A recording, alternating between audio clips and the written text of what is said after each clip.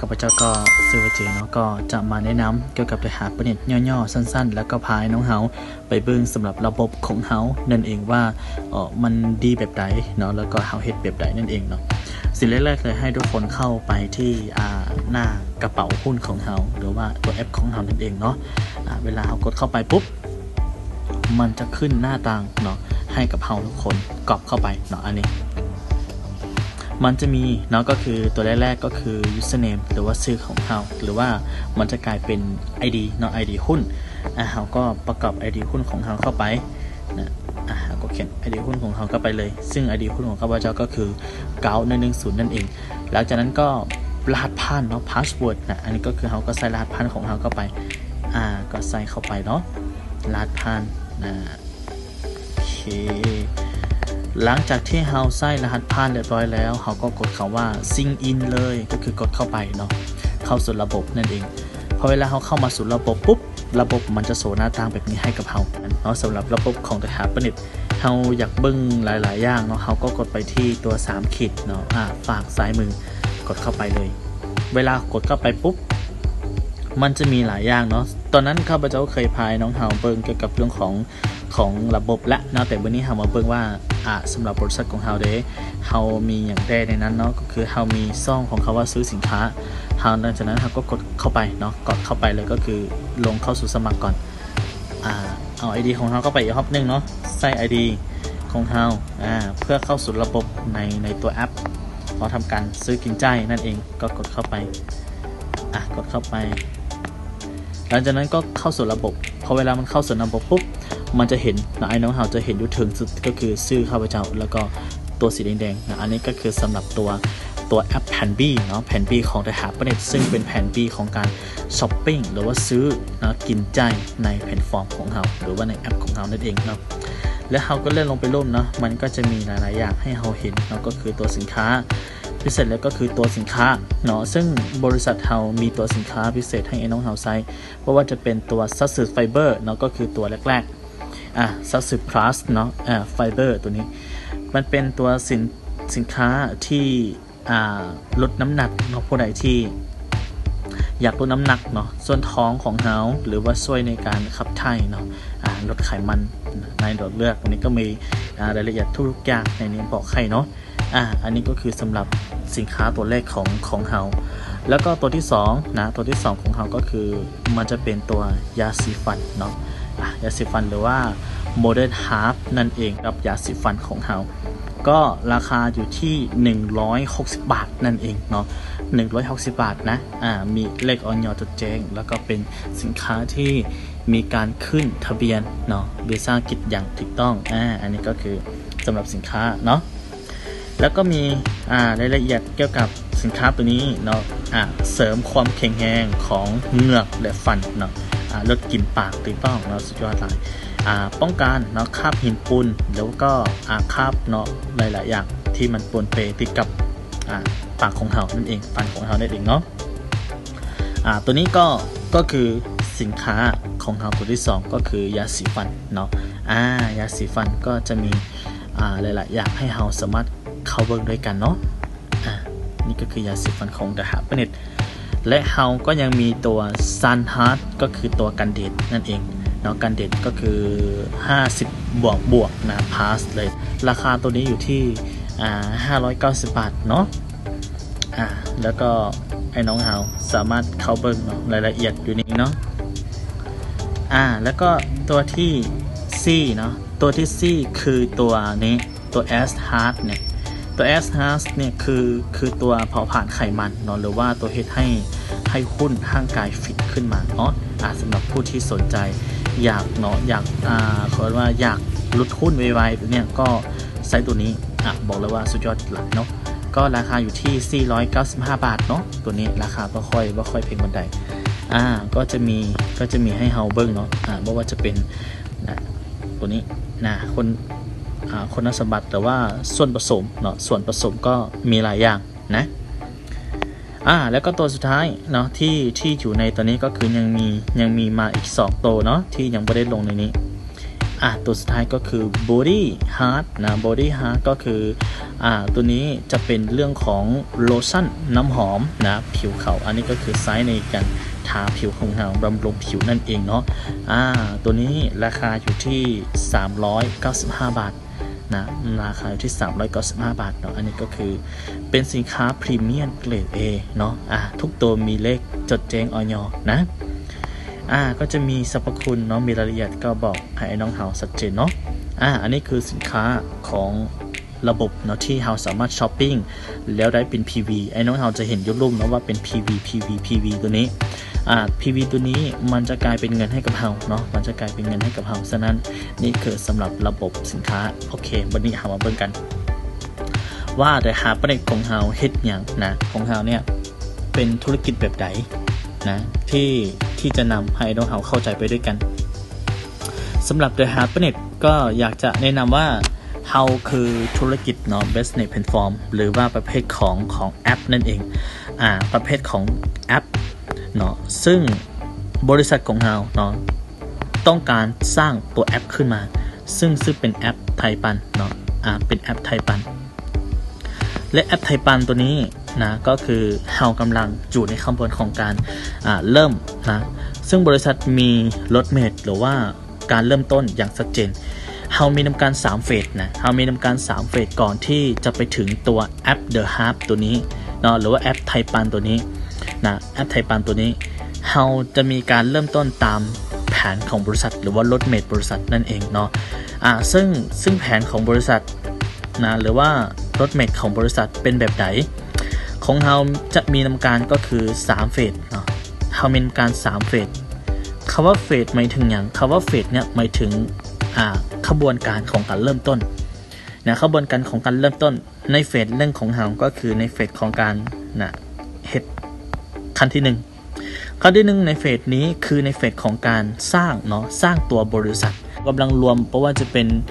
traffic live เพราะว่าจะเป็นจำนวนขององค์กรนะของ The Happiness เนาะซึ่งจะเป็นการสร้างเนาะcommunity ของ The Happiness นั่นเองนะแล้วหลังจากที่เขาสร้างนะฉะนั้นในเฟสนี้เนาะฉะนั้นในเฟสนี้จึงเป็นเฟสของการนะตามหา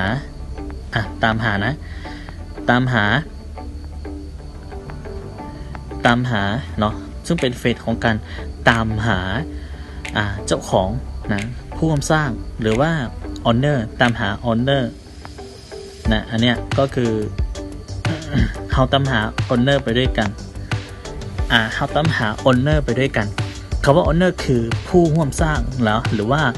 นักลงทุนใน The Happiness นะที่เราต้องการสร้างก็คือระยะเวลาอยู่ที่3ปีนะ3ปีในการสร้างนะฉะนั้นเมื่อเนี้ย The Happiness ของเราเริ่มต้นจากเฟสแรกๆในเฟสนี้เรามีการก่อตั้งบริษัทเนาะตั้งตัวบริษัทแล้วนะตั้งตัวบริษัทเรียบร้อยแล้วและในการก่อตั้งบริษัทเราจะมีการจดไลเซนส์หรือว่าจดกฎหมายตัวบอกว่าจะเป็นตัวกฎหมาย SLM แล้วก็กฎหมาย MLM เนาะกับ e-commerce ตัวนี้เราก็จะจดเข้าไปเนาะในการดำเนินธุรกิจของ The Happiness เพราะว่าเป็นอย่างเราจึงมีไลเซนส์พวกนี้เพราะการดำเนินธุรกิจก่อนที่เราจะไปถึงตัวไทยปันนะก่อนที่จะไปถึงตัวไทยปันเราต้องเริ่มจากขบวนการแรกๆหรือว่าก้าวแรกๆของการดำเนินธุรกิจอยู่เราไม่สามารถที่จะกระโดดไปในเฟส3เลยนะเราก็เลยเริ่มต้นจากเฟสแรกคือในเฟสของการตามหา owner หรือตามหาบุคคลที่อยากจะเป็นเจ้าของอยากจะมีหุ้นส่วนในบริษัทเนาะหุ้นส่วนตัวที่นี้หมายถึงอย่างคำว่าหุ้นส่วนเนาะที่ The Happiness คำว่าหุ้นส่วนณที่นี้ก็คือการให้ท่านเนาะมาเป็นเจ้าของนะมาเป็นเจ้าของร่วมกับ The Happiness ร่วมกับ The Happiness เพื่อแลกกับหุ้นนั่นเองเนาะเพื่อแลกกับหุ้นที่ท่านจะได้ถือครองนะท่านจะได้ถือครองฉะนั้นในเฟสนี้เราจะมีการตามหาเนาะหรือว่าการแนะนำซึ่งการแนะนำของเรามีระยะเวลาก็คือ3ปีเนาะการ3ปีเราก็จะหยุดจากการแนะนำตามหาเจ้าของผู้ร่วมสร้างแล้วใน3ปีตัวนี้นะเรามีสินค้าเนาะ เป็นอย่างไดหาเปเน็ตจึงมีสินค้านะเป็นอย่างไดหาเปเน็ตจึงมีสินค้าเพราะเขาใช้ระบบ SLM เนาะก็คือซื้อมาขายไประบบเครือข่ายเข้ามาแล้วก็อีคอมเมิร์ซเข้ามาอันนี้ไดหาเปเน็ตเขาจึงมีสินค้าในกระบวนการหรือว่าในระยะการเดินทางของเขามีสินค้าให้นะไม่ว่าจะเป็นให้เจ้าของนะให้เจ้าของหรือขายหรือขายสินค้านะหรือขายสินค้านี่คือขบวนการของ The Happiness แสดงว่าไอ้น้องเฮาเข้ามาที่ The Happiness สิ่งที่ทุกคนจะได้รับก็คือเฮาได้เป็นทั้งเจ้าของเฮาได้เป็นทั้งเจ้าของแล้วก็เฮาได้เป็นทั้งนะลูกค้านะลูกค้าแล้วก็นักการตลาดนักการตลาดนะ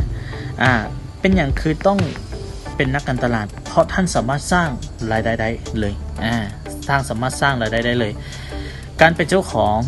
แบบใดก็คือท่านมีหุ้นเนาะท่านมีหุ้นและการเป็นลูกค้าท่านขายสินค้าท่านขายสินค้าหรือบริโภคสินค้าในระบบการนับเป็นการตลาดท่านสามารถสร้างรายได้นะสร้างรายได้ได้เลยอันนี้คือสำหรับสิ่งที่ดีในเฟสนี้นะซึ่งในเฟสนี้เราเข้ามานะเราจะมีรายได้3แผนเนาะมี3แผนง่ายๆเลยที่ทุกคนจะได้รับรายได้หลายๆคนย้านว่าจะบ่มีรายได้หลายๆคนย้านว่าเราเข้ามาแล้วเราจะสร้างรายได้แบบใดรายได้แรกๆที่ทุกคนจะได้รับก็คือจากคำว่าหุ้นส่วนก็คือเราจะมีการแนะนำเนาะตามหาเจ้าของอยู่แล้วนะเพื่อให้บุคคลนั้นนะเข้ามาถือหุ้นและร่วมสร้างไปด้วยกันที่ The Happiness เราก็จะมีตัวนี้เป็นเปอร์เซ็นต์เนาะและก็ตัวที่2ก็คือได้มาจากการซื้อสินค้าใช้จ่ายเนาะเพราะว่าจะเป็นการซื้อกินใจการขายการบริโภคในตัวแอปนะเราก็จะได้เป็นยอด PV หรือว่าเป็นเลขเป็นเงินนั่นเองเนาะ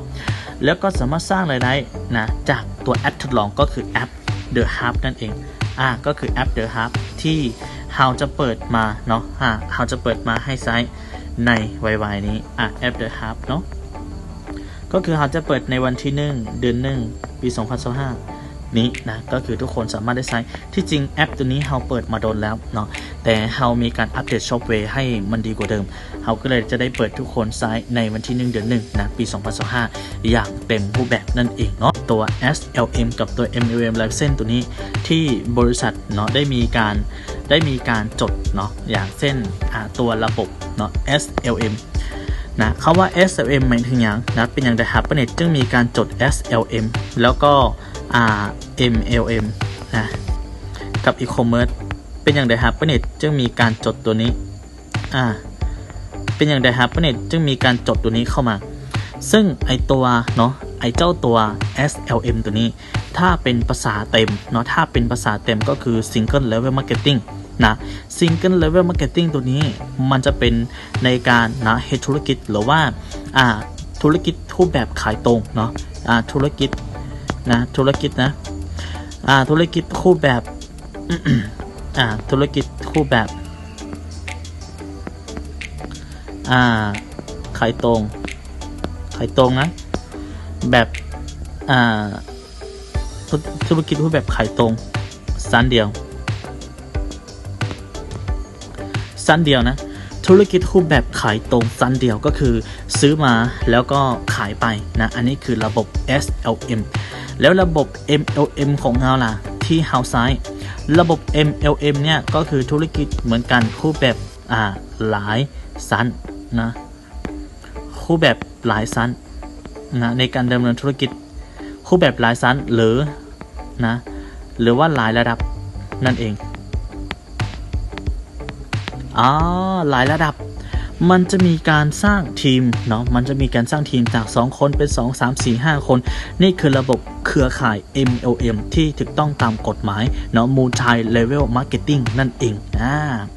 ส่วนตัวสุดท้ายก็คือ e-commerce คือระบบเนาะสื่อสารหรืออิเล็กทรอนิกส์นะซึ่งจะเป็นตัวเนาะนำสื่อออนไลน์เนาะนำสื่อออนไลน์เนาะนี่แหละจึงบอกเลยว่าhow ใช้ระบบ e-commerce เป็นรูปแบบก็คือตัวกลางของการนำสื่อออนไลน์เขาได้มีการขายสินค้าเนาะ นะคำว่าขายสินค้าที่ The Happiness สมมติว่าอันนี้คือตัวท่านเนาะตัวท่านเข้ามาที่ The Happiness นะท่านเข้ามาใน The Happiness เนาะใน The Happiness ท่านอาจจะเป็นเจ้าของซึ่งร่วมสร้างกับบริษัทนะร่วมสร้างกับบริษัทและในนั้นบริษัทก็จะมีนะก็จะมีสินค้าให้กับท่านในนามคำว่าเจ้าของแล้วก็บริษัทก็มีสินค้านะสินค้าขายในระบบนะสินค้าขายในระบบในเฟสที่1เท่านั้น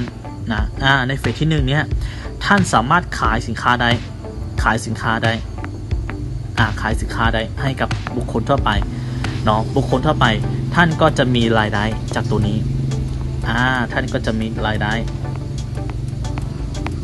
จากตัวนี้นำเนาะและถ้าหากว่ามื้อนี้ท่านมาแล้วท่านไปแนะนำเนาะท่านไปแนะนำได้บุคคลที่2บุคคลที่3เหมือนกับท่านมาเนาะทุกคนก็จะได้รับสินค้าจากบริษัทเช่นเดียวกันเนาะทุกคนก็จะได้รับสินค้าจากบริษัทเช่นเดียวกันเพราะว่าทุกคนเฮาใช้ระบบ MLM ตัวนี้ทุกคนจะได้สินค้าแล้วสามารถขายเนาะสามารถขายสินค้าในบริษัทได้นะทุกคนสามารถขายได้และทุกคนสามารถขายได้และทุกคนจะมีกำไรนั่นเองแสดงว่ารายได้ของเรามีนำการอยู่3แผนเราจะมีจากแผนเนาะไม่ว่าจะเป็นแผน A เนาะแผน A จากการตามหาเจ้าของตามหาเจ้าของนะตามหาเจ้าของแล้วก็แผน B เนาะแผน B คือแผนที่เราขายสินค้าเนาะขายสินค้าหรือว่าซื้อสินค้า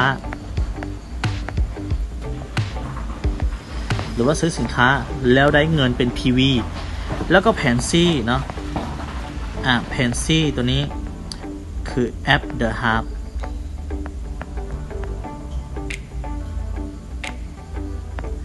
คือ App the Hub เนาะทุกคนสามารถทำการซื้อกินจ่ายช้อปปิ้งเนาะออนไลน์ขายใน App the Hub แล้วได้เงินคืนเป็นรายเดือนนั่นเองเนาะอันนี้คือสำหรับระบบของ The Happiness